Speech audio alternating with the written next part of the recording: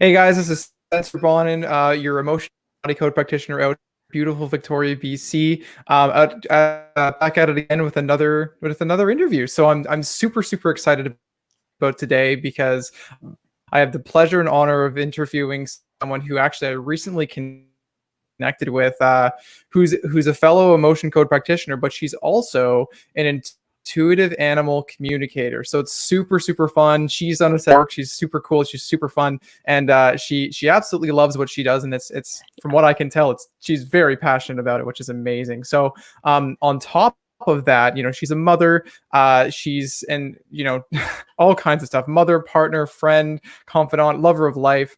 And she also has an extensive background in based in law and management and strategic analysis. Sorry, stumble over my words a little bit there. But you know what, instead of me like talking about this, you take over, Mary Paulette. I hope I said that your name right. Oh, McDonogh. There we go. McDonogh. Yeah. I apologize. Yeah. Hey, no worries. I always get it. I always get it all the time. So, well, thank you so much for having me, Spencer. I'm really glad that we connected. So, for everyone who's watching, Spencer and I randomly connected over Facebook. It was one of my friends who had tagged me on a post that he did about the emotion code. And she had sessions with me for the emotion code through my certification process. And so that's how we connected, just like minds. And yeah, so he's done some sessions for me, and I've also read his dog. So that was a lot of fun. Coach was a lot of fun. And as always, anytime I'm on video, Mr. Whiskers is always here with me. So this is Mr. Whiskers always pays a visit. So you'll see his tail go across here.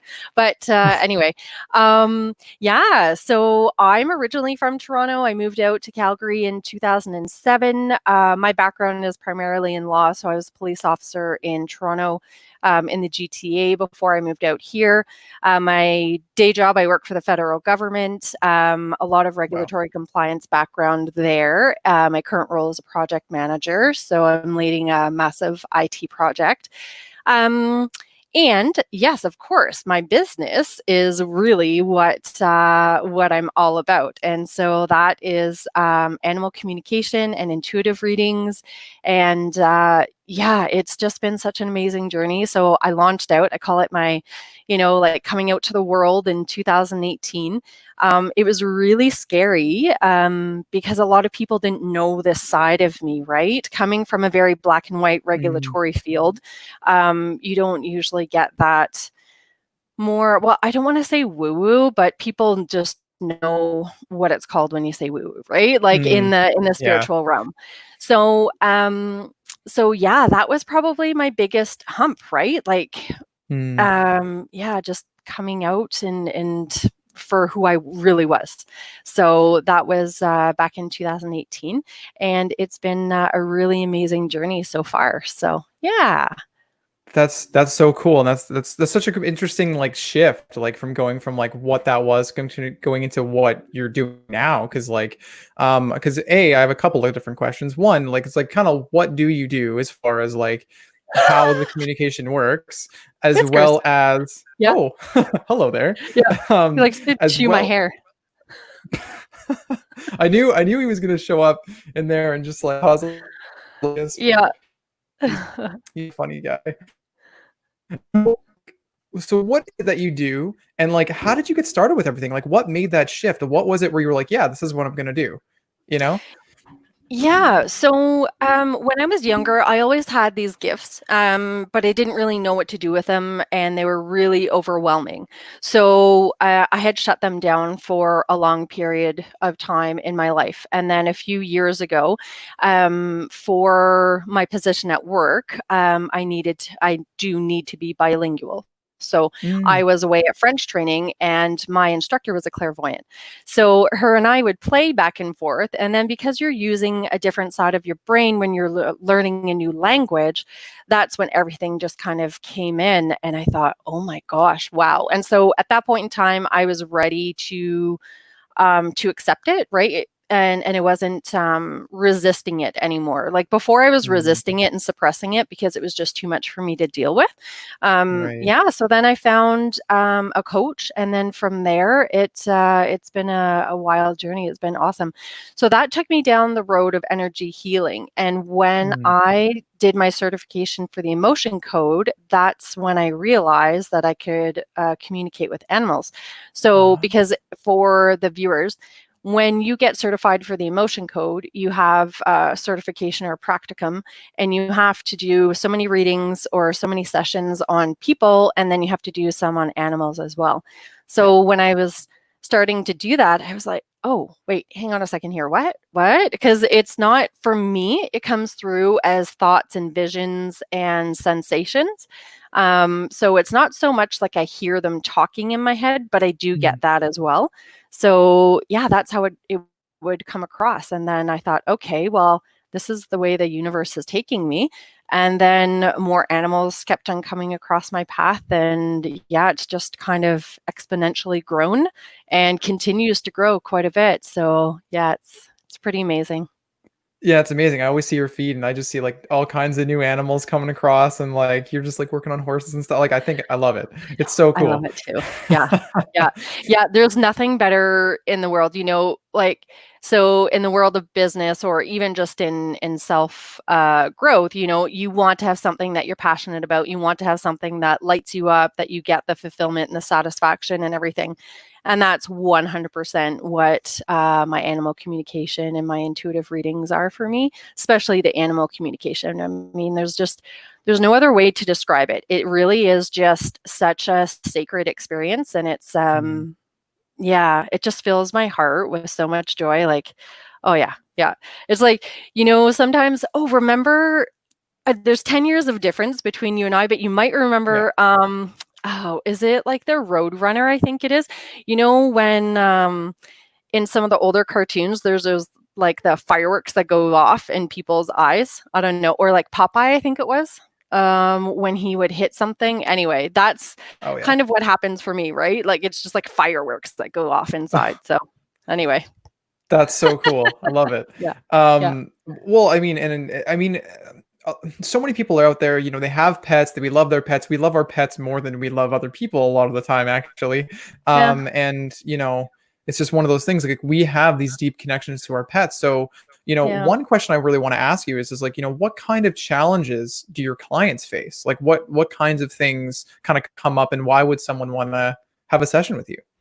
Yeah, sometimes it's behavioral. Sometimes it's my animal is exhibiting odd behavior. So just their personality, they seem a lot more grumpy, so to speak, Mm. or they're having accidents in the house, or they're biting, or they're just acting in very different ways than what they usually do.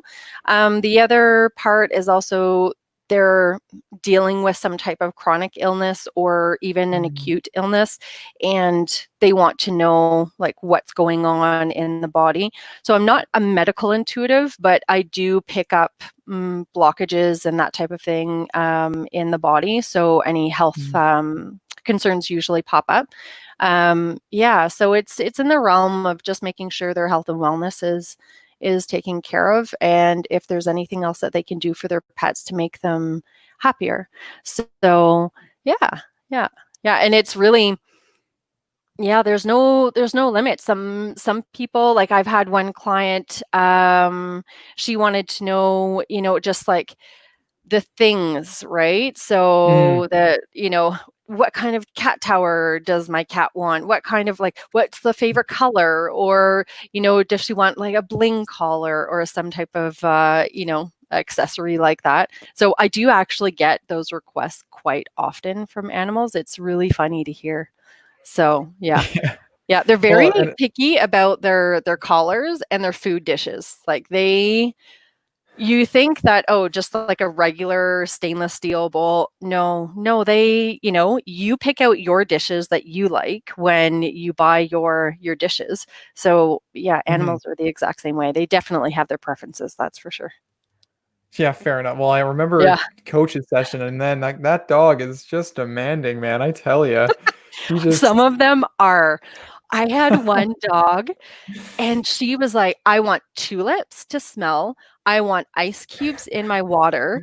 And I want 3 pillows out in my bed, not one. Yeah. Oh, and like the exact placement too. That's the other thing. Placements of beds and food are very, very important for pets. Very, very important. Yeah. Mhm. Yeah. Yeah. So Cool. yeah, it is quite interesting. Yeah, no, yeah, no doubt. Oh, and it was really interesting. I'm just going to kind of say this for Coach as well. I remember he had a very difficult time eating like his just regular food, his like IAMS food or whatever like that is, and like he'd sit there and he wouldn't want to eat it. A little bit of canned stuff, or like maybe a little bit of oil on there. And we did try doing a little bit of oil, and it was just like night and day difference. It was just Yeah. like 100%. Like you sprinkle a little bit, tiny little bit of oil on there, and it was just like instead of sitting around waiting, not really like kind of going up to the bowl, looking at it, and be like, oh, and then like walking away, he just like scarfed that. Yeah. So Yeah. just that alone has been amazing. And then I think my mom got him a tennis ball with a squeaker or something like that, and he's just like going bananas. I was just gonna say, how much fun is he having with that? Yeah. It was good until he ripped it apart, and then because you know how big he is, Yeah. so you know. But yeah, so definitely very, very, very cool. So how does the emotion code come into it? Like, obviously, you have your intuitive readings, you get these different Mhm. things, and then do you find that the emotion code helps a lot with all that and fits right in there, or how do you feel that all fits in? Yeah, absolutely. So, so the premise of the emotion code is that it taps into your subconscious. So we do muscle testing, and so a lot of times, like this is the ring method here. So clients will see Mhm. me work like this, and that I'm not so much doing the emotion code in some of the sessions, but it helps me in some of the sessions where I'm just using it for verification. So Mm. is this trapped emotion grief? Then, I would get a yes or no, that type of thing. And the emotion code, absolutely, it helps clear out the energy, especially if I'm picking up on energy blockages and I can't move it out myself, just with the technique that I've intuitively learned to help Yeah. release. Then the emotion code. I can't talk. The emotion code comes in really handy. Mm. And I found that for me, the emotion code really complemented the way that I work and the way that my gifts work. There are so many different modalities, and every modality has its purpose, and every modality is really great in its own way, right? For Yeah. me, I found that the emotion code allowed me to incorporate it into the way that my gifts work. So it was Right. really good. I didn't have to adjust myself, because with our gifts, every intuitive has a different way of seeing the world, right? So, you'll get one reading from one person, ABC. And if you did one reading back to back, there would be a thread that's common between all three, but every single Mhm. one would give you different information. And that's because, like I said, every intuitive sees the world in a different way. So, Filters. um, yeah, exactly. So then it wasn't me adjusting to fit in that square. What is it? No, round peg square. Is it round peg square hole? No, it is square Yeah, hole something round like that. peg. Whatever. You know what I mean. That saying, right? Oh, I for wasn't sure. forcing myself into a box to fit that Mm. modality. It allowed me the Right. flexibility to incorporate it into the way that I work. So yeah. Yeah. Cool. And I don't know. I don't know if you want to talk about it. Like, how do you like do it? Yeah. Like, because I remember seeing it. I was like, oh, that's such an interesting way you're doing it. I'm not sure anything about. Do you want to talk about that a little bit and kind of give a little description of Yeah, it, or yeah, absolutely. sweet? Okay, so I see the world the way everybody else sees the world, but I also see the energy waves. It's like a layer on top. So if you ever remember in biology class, there's those books of anatomy, and then you'd Mm. have like the skeleton, then the muscular and the vascular systems, and those clear pieces of pages, right, that kind of Mm. overlap. That's how I see the world. So I read the world through my hand. And so when Mm. I'm strumming the energy waves, I'm collecting information, and then that gets translated into thoughts, feelings, sensations, sounds. Sometimes I'll get like little tickers, and so that's how it works for me. And then that allows me, so it gets translated into a feeling or a sensation or a thought that would would be in line with being angry, for example, so that I would be like, okay, yes, that's anger, and then be able to communicate that back to you. So, and then the visions are, the visual cues that I get from the animal or the person that I'm working with too. So, yeah. Wow, that is so Yeah. cool. Yeah, Because it is I really never really neat. asked you about that before. So, but I Yeah. really wanted to find out. Yeah, it's So, quite different the way some other people work, right? So I've heard from a lot of other fellow intuitives and energy workers that they've never met anybody who has a gift like that reads the energy field like that. So that kind of ties into when I first started. Any intuitive or energy worker, when you first start, like when you are learning your craft per se, you go through this phase of learning those boundaries. And for me, I didn't realize that I was feeling and hearing the thoughts and feelings of everybody else around me. So that's what I found really overwhelming when I was younger. no And doubt. so, yeah, super overwhelming. I mean, there was a point where I thought I was like certifiable crazy. I was like, what is going on? I went to the doctor and I said, there's something wrong with me. And he's like, no, you're fine. You're fine. You're fine. You're fine. And then, I just kind of suppressed it. So, but now I understand, having gone through it and walked through the fire, so to speak. I'm like, oh yeah, that's exactly what it was. I was just picking up on everybody's thoughts and feelings. So yeah. So cool. I love it. That's Yeah. amazing. Yeah. Wow. Cool. Really, really cool. That flabbergasted. Anyway, aside from me and my reactions, don't mind me. So right into my next question. So, what would you say like your top two testimonials? Like you obviously worked with quite a few people. What would you say like the top two testimonials would be as far as like what's gone on, what's changed, all that kind of stuff. Yeah. Oh my goodness, there's been so many. Oh my goodness, oh my goodness. Okay. There was one, I mean, there's been many. Oh my goodness, I can't think of like two specific ones. I get a lot of feedback from people on their relationship with their animals. Hmm. So after working with me, they can clearly see the shift in their animals. So especially the horses that I've worked with, since the time of COVID to now, I've received a lot of feedback with the horses and how they've shifted. So if you're a horse person, and I was not, so I still every client that I work with that has a horse, I will say at the beginning of the session, I'm going to say things that you're going to be like, lady, what planet do you live on? Because that is not how we talk in the horse world. And I'm learning the lingo now. So, it's not run, it's gallop. Oh, So, so little demanding. Oh things my like that. goodness. The No, but audacity. it's true. It's true because the horses don't run, they gallop, they trot, they It's canter. true. That's another one I learned. Okay, so where was I going It's with true. this? We were Testimonial. going somewhere. Yeah, yeah, yeah. Hmm. Um, I totally had a mind blank there. Okay, No worries. so yeah, this is it. So when you're working with a herd of Mhm. horses, you've got Yeah. your lead horse, and then you've got the different positions, just like dogs, right? Wolf packs, they have their different positions, their hierarchy. Right. And actually, that is a segue into my next one.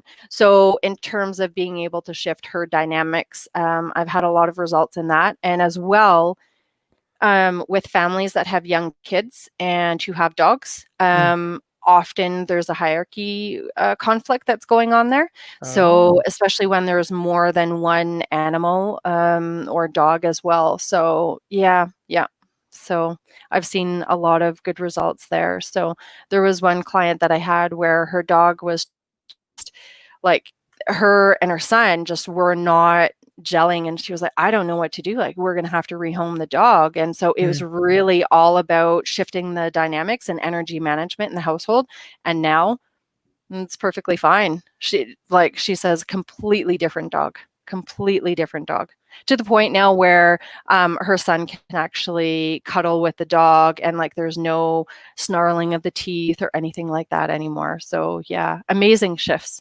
Yeah. Yeah. Well, and I think that's like really like a lot of what people really want to hear about, right? Because it's like, how Yeah. can, if there's a challenge with the pet, maybe it's like a rescue, maybe, something Yeah. like that, where it's like they see someone come in, or the dog is all scared, or that social hierarchy or whatever it is, there's a Mhm. disruption of the family. And Yeah. if people can see that they can change that with what you Mhm. do, I think that's really, really important. So amazing, Yeah. amazing stuff.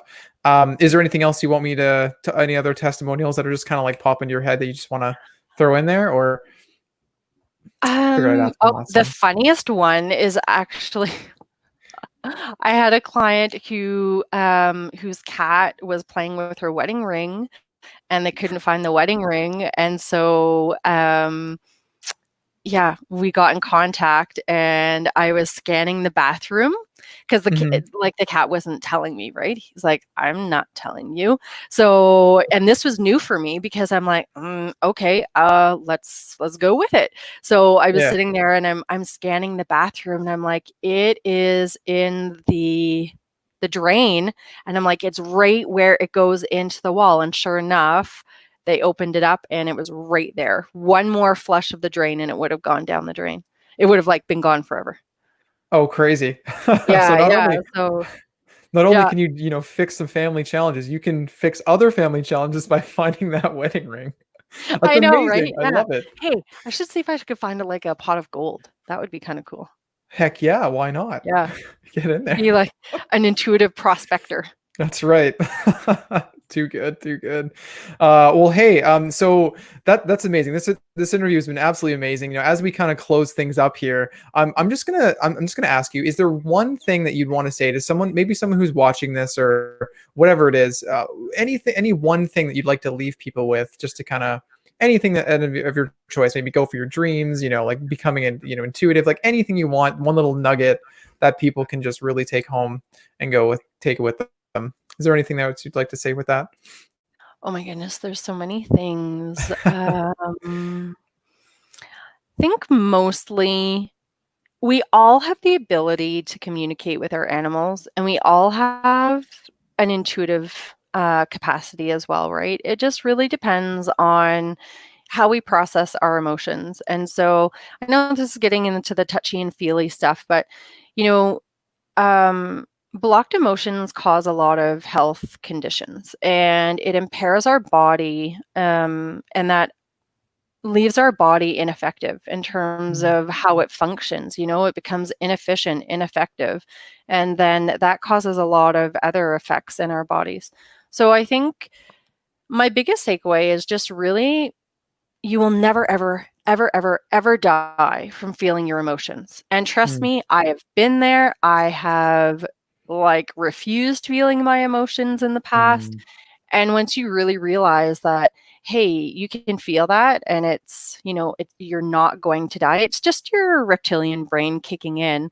So once you're able to divert your reptilian brain and create those new neurological pathways, I mean, life really becomes different. Totally. So yeah, just really honoring yourself, honoring where you're at, those thoughts and feelings. You are not your thoughts and feelings. Mm, Yeah, and just giving yourself peace and understanding too, right? Like mm, the self-care portion, especially for any intuitive or anybody who has those gifts who wants to break out into the world. mm. um that's where you're really going to want to pay attention to that threshold there when you transition through. So yeah. Absolutely. Yeah. Because yeah, like we definitely talk about a lot of that stuff in the emotion code, and even in the body code. There is like energies that get trapped in the body that are like no will to feel Yeah. feelings, or if you don't process it properly, it actually gets physically lodged in your body somewhere. That's creates shoulder problems, back problems, chronic illnesses, whatever it is. And so, Yeah. because these emotions are supposed to kind of come in and bounce off us like a trampoline, but when we Yes. don't allow our body to feel those emotions, they get stuck and they cause all whole whack ton of wonky things that just we are less than ideal, I'll say. Yeah. So I mean, thank you so much for that. And even with the intuitive stuff too, like there may be, and even with the motion code or body code or whatever it is, there could be, if someone wants to develop this, and just like you say, everyone has these abilities, and the only reason that someone might not have them is either maybe they suppress them, or there's some sort of underlying imbalance preventing it. So we can actually work on that with the emotion code, the body code, stuff with your like other intuitive people can move energies and stuff around, and it bounces around as well. So that's so cool that you touched on all that. I love it. Yeah. So And the other thing that I really like about the emotion code too is that it's you've got your left wing and then your right wing, right? It's like for mm, me, it's right in the middle. And I think that's what makes me so different as well. Is mm, that I have such a different background from most intuitives, having such a diverse background in law and regulatory yeah, compliance, right? So there's that very analytical and black and white brain. And then right. there's also a very, intuitive, strong side to me as well. So yeah, it's an interesting balance for sure.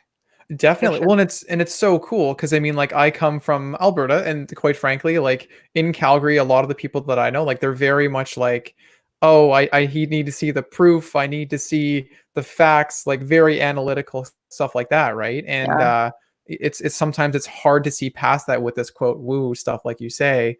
And the fact that you can kind of, that's where you came from, and this is where you're going to, and you can appreciate both sides, like it's kind of really the way we got to be, because really, the emotion code is just really science that we just aren't able to explain yet, if that makes sense, or not Yeah. prove it. Like, I don't know. But Yeah. anyway, I Yeah. digress. So thank you so much for being on here. Yeah. Thank you. Where can people find you, Mary Paulette? Okay, so you can find me on Facebook. So under my profile, Mary Paulette McDonogh, or my Facebook page, which is Connect with Mary Paulette, and also my website, which is www.marypaulette.com. Perfect. Awesome, Yeah, awesome, awesome. Well, thank so much. I think with that, I'm gonna end the interview there. Thank you yeah, so much for everyone who came and checked this out and is watching this in the future. I hope you got a lot of awesome nuggets, and I hope Mary Paulette can help you with anything that's going on with your in the household with all your furry, maybe not so furry friends. Um, Once again, thank you, Mary Paulette, for being on here. It's such a pleasure to have you. And oh, thank you. with that, I think that's where we're gonna end it. So take care, Okay, guys. I hope you guys have a fantastic weekend, and see ya. bye.